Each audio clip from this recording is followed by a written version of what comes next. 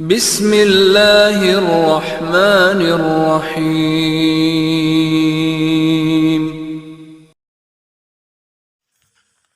اعوذ باللہ من الشیطان الرجیم، بسم اللہ الرحمن الرحیم، الحمد للہ رب العالمین، وصلی اللہ علی محمد وآلہ الطیبین الطاہرین المعصومین الذین اذہب اللہ عنہم الرجس وطہرہم تطہیرا۔ اللهم صل على محمد وآل محمد۔ الفصل السابع، العرف والسیرۃ۔ ان العرف له دور فی مجال الاستنباط اولا وفصل الخصومات ثانیہ۔ توجہ فرمائیں، ہماری بحث تھی الحجج والامارات۔ کتاب بند کر دیں کچھ دیر کے لیے۔ الحجج والامارات، وہ چیزیں جو حجیت رکھتی ہیں یا وہ چیزیں جن سے حکم شرعی کا استنباط کر سکتے ہیں۔ ٹھیک ہے جی، اس میں ہم نے وہ قرآن ہے، سنت ہے، اجماع ہے، عقل کی بات ابھی ختم ہوئی ہے کہ عقل بھی حجیت رکھتی ہے، یعنی عقل بھی حجج میں سے ایک حجت ہے۔ تو ان میں سے ایک بحث ہے العرف والسیرۃ۔ بہت سارے اصولیوں نے اس کو علیحدہ مستقل باب کے اعتبار سے بیان نہیں کیا۔ یہ الموجز والا بالکل اسپیشل طور پر علیحدہ عنوان دے رہے ہیں العرف والسیرۃ۔ کہاں بیان کر رہے ہیں اس کو؟ باب حجج میں۔ اس کا مطلب کیا ہوا؟ بحث یہ ہے کیا عرف اور سیرت کے ذریعے سے بھی حکم شرعی کا استنباط کر سکتے ہیں یا نہیں کر سکتے۔ ٹھیک ہے جی، یہ دو تین معنی لفظ ہیں جو ایک ہی معنی میں ہیں۔ عرف کہیں، سیرت کہیں، بناء عقلا، لمحہ میں آپ نے کئی مرتبہ پڑھا ہے۔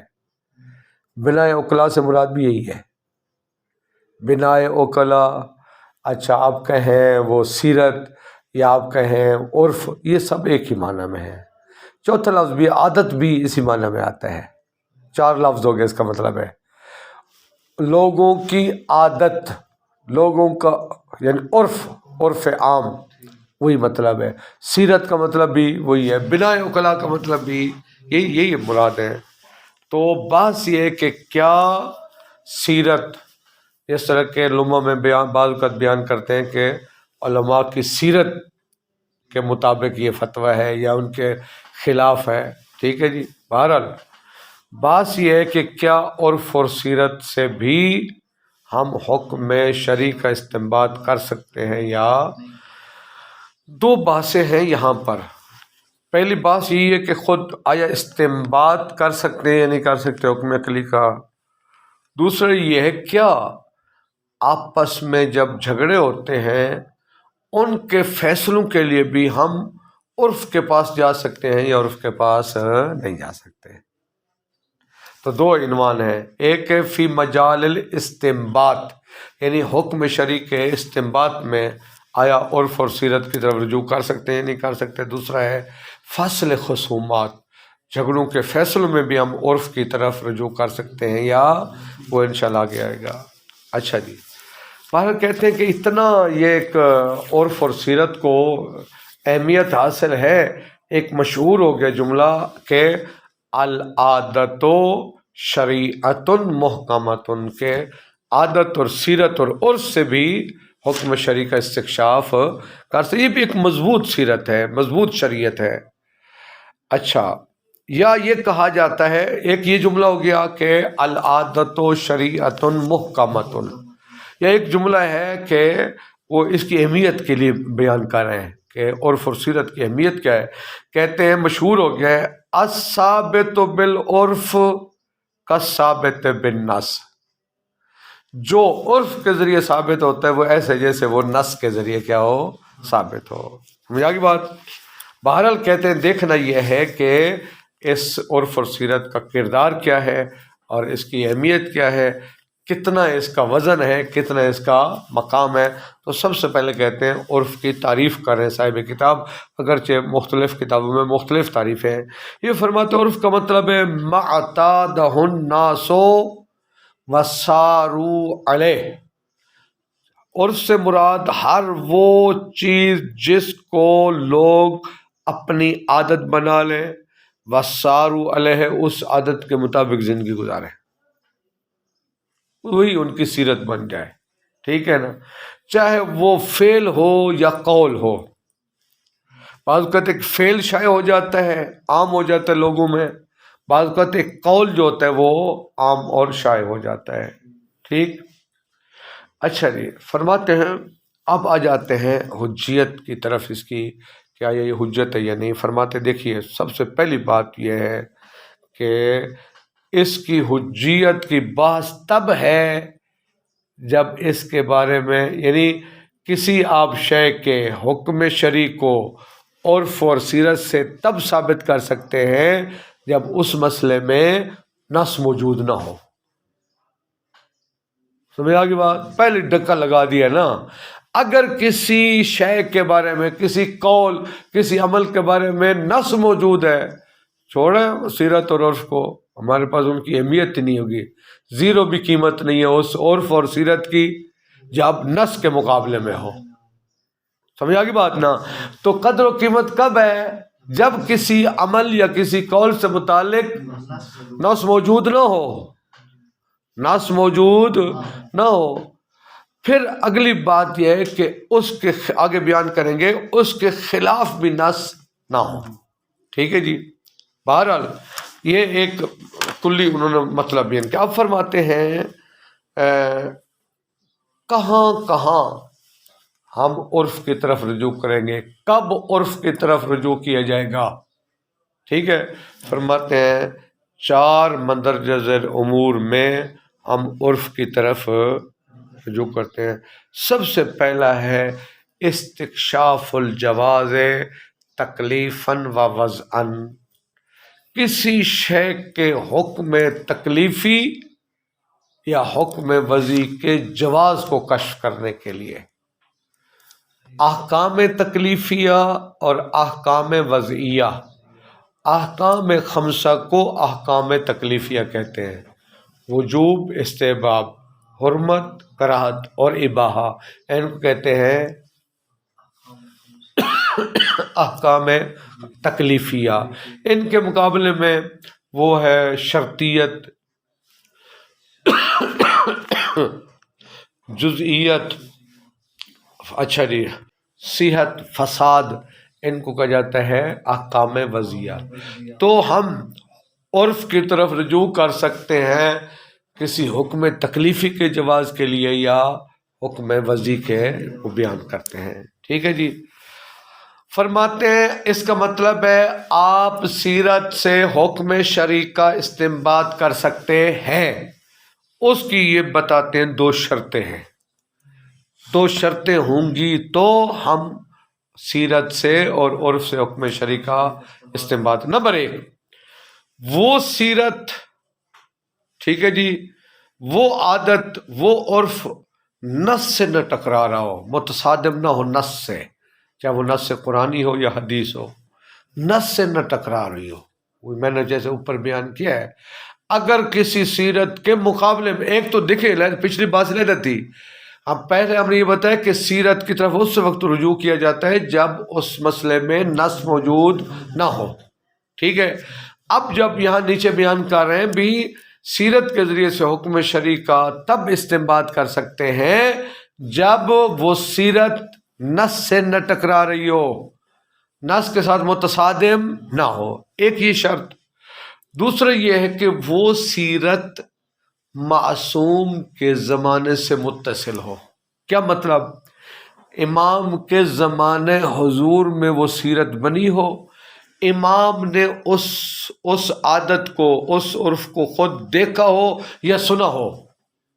ٹھیک ہے جی. یہ 2 شرطیں ہو گئیں. عرف اور سیرت کے ذریعے سے حکم شرعی کا تب استنباط کر سکتے ہیں وہ نص سے متصادم نہ ہو اور وہ امام کے زمانے حضور میں ہو. اس کا مطلب ہے صاف یوں کہوں یعنی 12ویں امام کی غیبت سے پہلے امام کی غیبت کے بعد کبھی بھی ہم عرف اور سیرت سے حکم شرعی کا استکشاف نہیں کر سکتے ہیں. کیوں بھائی کیسے؟ وہ فرماتے ہیں مسئلہ یہ ہے کہ جب امام موجود ہوں گے، ٹھیک ہے، امام کے سامنے ایک عمل ہو رہا ہے یا امام کے کانوں تک خبر پہنچائی جا رہی ہے، امام معصوم موجود ہے، امام کا قول، فعل اور تقریر تینوں کیا ہے؟ حجت ہے. اہل سنت کے نزدیک صرف پیغمبر اکرم کا قول، فعل، تقریر حجت ہے. ہمارے نزدیک 12 ائمہ علیہ السلام کا قول، فعل بھی حجت ہے، ان کا قول، فعل اور تقریر. فرماتے ہیں کہ فرض کریں اگر وہ سیرت خود امام کے زمانے میں ہو، امام موجود ہیں، امام دیکھ رہے ہیں، سن رہے ہیں، اگر امام نے اس کے خلاف کوئی جملہ نہیں کہا تو پھر اس سے حکم شرع کا استنباط ہو سکتا ہے. سمجھا کی بات نا؟ یعنی امام نے اس کی نفی، اگر امام کے نزدیک وہ کام جائز نہ ہوتا تو امام پر واجب تھا اس کو بیان کرتے ہیں، نہیں کر تقریر کے ذریعے سے منع کرتے ہیں. یہاں سے ہی بھی آپ کشف کر لیں، فرق ہے امام میں اور ہم میں. ہمارے سامنے ایک بندہ غلط وضو کر رہا ہے، شرعی طور پر بتانا واجب نہیں ہے، حتیٰ مجتہد کے سامنے بھی کر رہے ہیں، تب بھی مثلا مجتہد دیکھ رہے بندہ غلط وضو کر رہے، اخلاقی تقاضا اور بات ہے، ان سے ہٹ کر شرعاً وجوب واجب نہیں اس کو جا کر بتا تم غلط وضو کر رہے ہو، لیکن امام کے لیے واجب ہے. اس وجہ سے مجتہد کی تقریر حجت نہیں ہے، لیکن معصوم کی تقریر کیا ہے؟ اب چونکہ معصوم کے زمانے میں وہ سیرت بن چکی ہے اور امام نے، معصوم نے منع نہیں کیا، اس کا مطلب ہے اس پہ وہ راضی ہے، اس کا مطلب ہے اس سے حکم شرع کا استکشاف کر سکتے ہیں، استنباط کر سکتے ہیں. اب اگر ان دونوں شرطوں میں سے ایک شرط نہ ہو، مثلا پہلی شرط نہیں ہے، فرض کریں سیرت ہے لیکن وہ نص سے متصادم ہے، جیسے مخلوط محفلیں جہاں عورتیں مرد اکٹھے ہوں، شادی کی محفل ہو اور کوئی پروگرام ہو، جشن ہو، جو بھی ہو، اس طرح کے پروگرام میں عورت مرد ہوں اور وہاں پر کسی اسلام کے قوانین کی رعایت نہ ہو، حجاب کی رعایت نہ ہو. اب یہ لوگوں کی عادت بن گئی ہے، عادت ہے یا نہیں ہے؟ ہمارے معاشرے میں دیکھیں بالکل پختہ عادت بن چکی ہے کہ ہم کہہ دیں اس سیرت سے بھی ہم حکم شرعی کا استکشاف کریں، استنباط کریں. فرماتے ہیں اس کے خلاف نص ہے جو روک رہی ہے کہ اس طرح کی محافل سے. یہ ایک وہ اگر بے شک وہ امام کے زمانے میں ہو یا بعد میں ہو تو ویسے ہی خارج ہے، اگر امام کے زمانے میں بھی اس طرح کی سیرت بن چکی ہو جس کے خلاف نص آئی ہوئی ہو، اس کا مطلب ہے امام اس پہ راضی، لہذا اس سے حکم شرعی کا استکشاف نہیں کر سکتے. اب زمانے غیبت میں جو چیزیں سیرت بن جائے، اب تقریر وہ یہاں پر بھی دیکھا جائے گا. اگر پہلی بات یہ دیکھا جائے گا کہ آیا اس کے بارے میں کوئی نص موجود ہے یا نہیں. نص موجود ہے تو پھر عرف اور سیرت کی طرف رجوع کرنے کی ضرورت ہی. اگر نص موجود نہیں ہے، اب آیا نص موجود بھی نہیں ہے، امام کا زمانہ حضور بھی نہیں ہے، کیسے پتہ چلا امام راضی ہے یا نہیں؟ اس کے خلاف بھی موجود نہیں. اگر اس کے خلاف نص موجود ہو پھر تو چھوڑ دیں گے نا. فرض یہ کہ اس کے خلاف بھی نص موجود نہیں ہے تو آیا یہاں پر بھی ہم اس کے حکم شرعی کو استنباط کرنے کے لیے عرف اور سیرت کو دلیل بنا سکتے ہیں یا نہیں؟ مثالیں دیتے ہیں، مثلا چند مثالیں دیتے ہیں. یہ جو آج کل انشورنس ہے یا بیمہ پالیسی ہے، ائمہ علیہ السلام کے زمانے میں نہیں تھا. اچھا ان کے خلاف بھی کوئی نص موجود نہیں ہے. یہ شاید چونکہ فتاویٰ موجود ہے، یہ سود بھی نہیں ہے. اب بیمہ پالیسی، انشورنس، جواز کے فتوے موجود ہیں مجتہدین کے. یہ اب کہ ائمہ علیہ السلام کے زمانے میں تھا، یہ نہیں تھا. ایک یہ مثال. دوسرا ہے عقد و حق الامتیاز. میں اس کی سادہ مثال دیتا ہوں. آپ بجلی کا میٹر لگواتے تو پہلے آپ کو ڈیمانڈ نوٹس دینا پڑتا ہے، پیسے دینے پڑتے ہیں. ہوتا یا نہیں ہوتا ہے؟ ڈیمانڈ نوٹس ہوتا ہے. گیس لگوانا چاہیں، ٹیلی فون لگوانا چاہیں، ڈیمانڈ نوٹس ہوتا ہے، اور ایک ماہانہ بل علیحدہ ہوتا ہے. تو یہ اب عادت بن چکی ہے ہر معاشرے کی. آج کل کے دور میں یہ جو موبائل کارڈ ہے، آج کل کے دور میں جو لوڈ نہیں ہوتا ایزی لوڈ ہو گئی، سارے کے سارے چیزیں اب انہیں کو لے آئے نا. یہ جو آج کل موبائل پہ ہم سارا کاروبار کر رہے ہیں، یہ ائمہ علیہ السلام کے زمانے میں تھا نہیں تھا. اس کے خلاف بھی کوئی نص موجود نہیں ہے. ایک اور مثال کہتے ہیں آپ کسی دکان آپ کرایہ دار رہے ہیں، بہت سارا عرصہ ایک دکان آپ نے لے رکھی ہے، یا آپ وہ کسی زمین میں کاشتکار بطور کسی دوسرے کی زمین پر مزرعے کے طور پر کاشت کرتے رہے. اب وہ بیچنا چاہے تو یہ جو اتنا عرصہ دکان پہ رہا ہے کرایہ دار یا زمین پر، تو اس کو حق ملتا ہے بھی یار تم یہ حق لے لو، اتنا عرصہ تم رہے ہو ٹھیک ہے. ورنہ وہ اس کے پاس ایک حق موجود ہے. وہ ایک تو اگر بیچنا چاہے تب بھی سب سے پہلا حق اس کو حاصل ہے. کسی اور کو دینا چاہے تو اس کو کچھ پیسے دینے پڑیں گے، یار یہ تم پیسے لو اور میری زمین کی جان چھوڑو. اس کو کہتے ہیں بیع سرکفلیہ.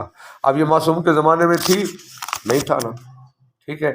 کہتے ہیں اب یہ جو چیزیں جو معصوم کے زمانے میں نہیں تھیں لیکن اب سیرت بن چکی ہے لوگوں کی، کہتے ہیں ان کو آپ سیرت کے ذریعے سے اس سیرت کو اس سے حکم شرعی کا استکشاف نہیں کر سکتے. اگر ان کا جواز ثابت کرنا ہے اور ادلہ کے پاس جائیں، ان کو عرف اور سیرت کے ذریعے سے ثابت نہیں کر سکتے. دیکھیے کہاں تک پہنچتے ہیں. بات واضح ہے؟ مشکل بات نہیں، آسان ہے.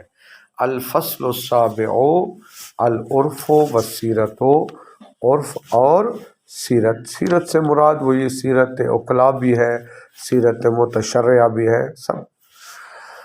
ان العرف، ترجمہ ذرا تھوڑا سا توجہ کرنی. ان العرف لہو دور.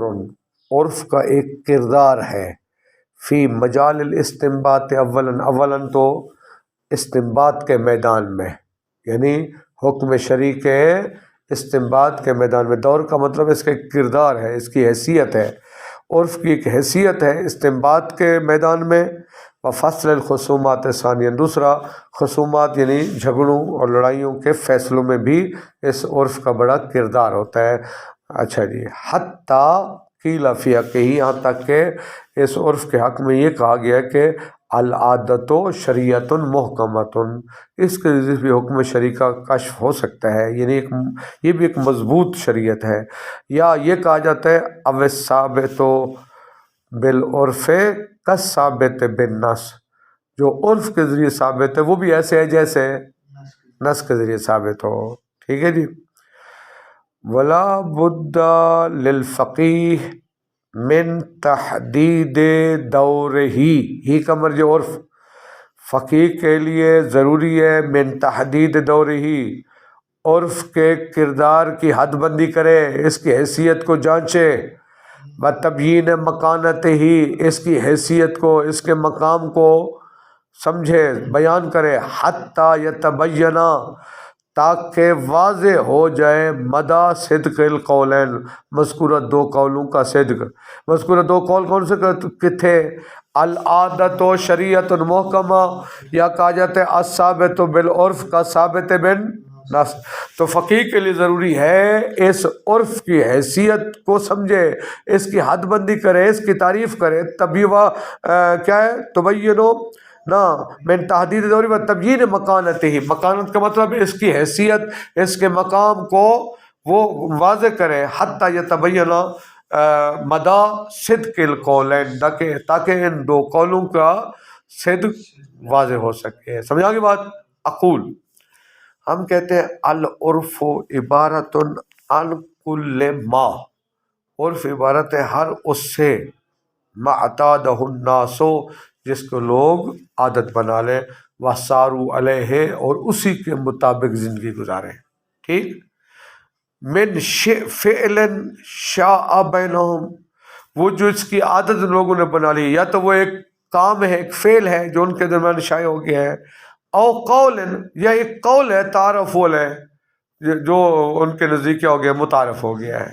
ٹھیک ہے جی. مثلا فرض کریں یہ آپ کے تلگنگ میں جب وہ فوتگی بھی جائے نا، ٹھیک ہے نا، تو وہ بندہ کہتا ہے بڑا افسوس ہے، یہ وہ کہتے ہیں حق نہ رہا ہے، یہی کہتے ہیں نا، بھی حق کا راستہ ہے۔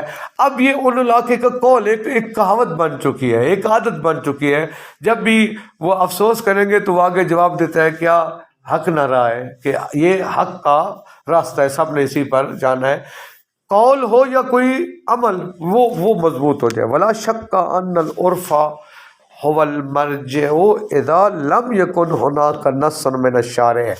جناب سب سے پہلی بات تو یہ ہوئی کہ عرف وہ مرجع ہے، اس کی طرف رجوع کریں گے، لیکن کب؟ اذا لم يكن هناك نص من الشارع، جب شارع کی طرف سے کوئی نص موجود، اگر شارع کی طرف سے نص موجود ہوئی تو بولیں، پھر اسی نص کے مطابق عمل کریں گے، چھوڑیں گے اس کو، ٹھڈا ماریں گے اور فرسیرت کو، ٹھیک ہے جی۔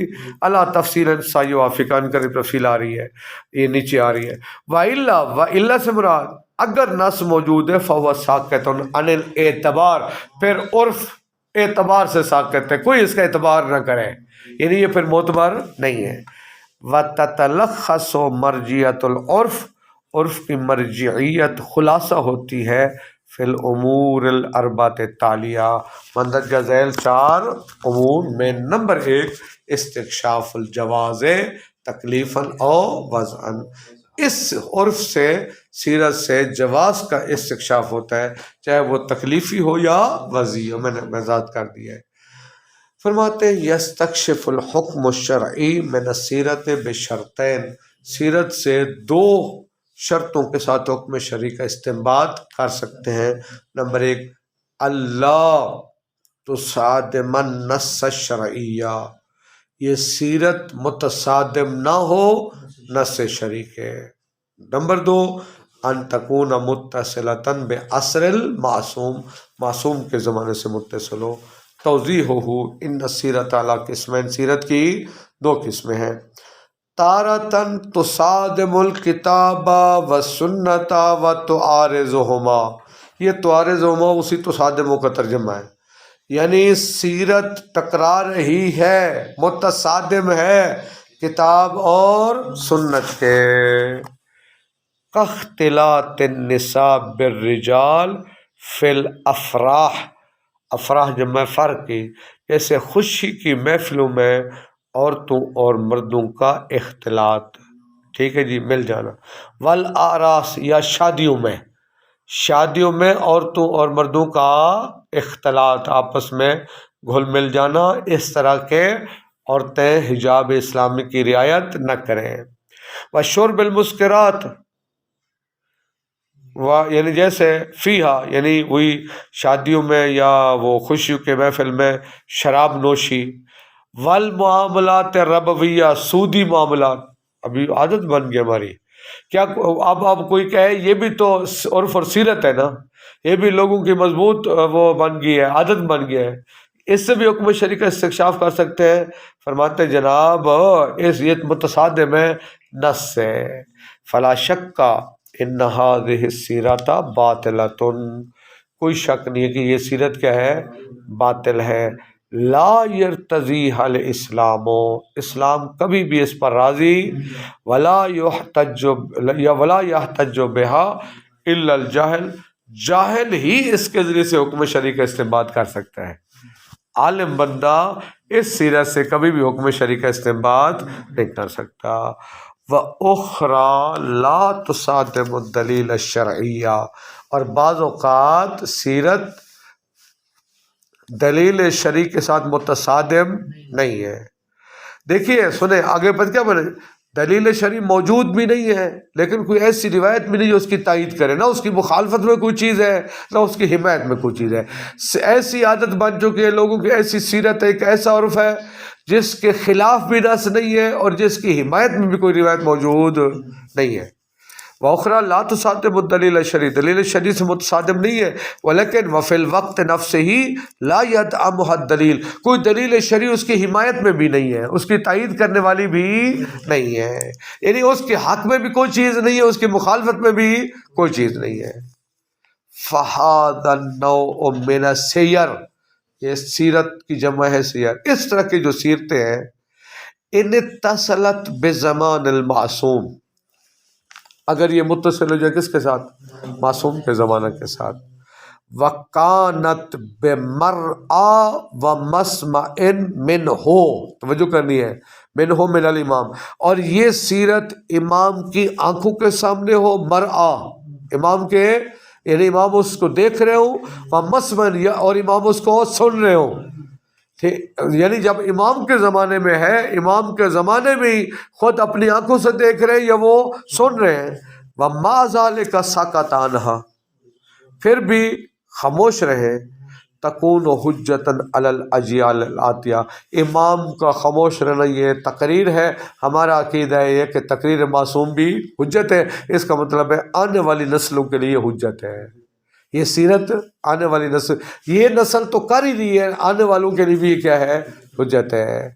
کل عقود المعاتاتیت من البیع والاجارہ، دیکھیے جیسے بیع اور اجارہ میں سے جو معاتات والے عقد ہیں، دیکھیے فرق سمجھنا ہے، بیع میں اگر صیغہ ہو، صیغہ کا مطلب یہ ہے کہ وہ کہنے والا بیچنے والا کہے بے تو، خریدار کہے اشترائے تو اب یہ بے اگر صیغے ہوں تو شرعاً بے ہے، اور یہ عقد لازم ہوتا ہے۔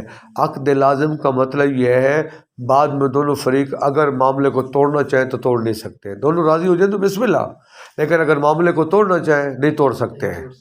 فرض کریں کتاب میری 50 روپے آپ کا، میں نے کہا بے تو، میں اپنی کتاب کو بیچ رہا ہوں، آپ کہتے ہیں اشترائے تو، میں نے کتاب آپ کو دے دی 50 روپے میں نے لے لیا، اب 50 میری ملکیت میں منتقل ہو چکا ہے، کتاب آپ کی ملکیت میں چلی گئی ہے، اب آپ رد و بدل نہیں کر سکتے ہیں جب تک دونوں فریق راضی نہ ہوں۔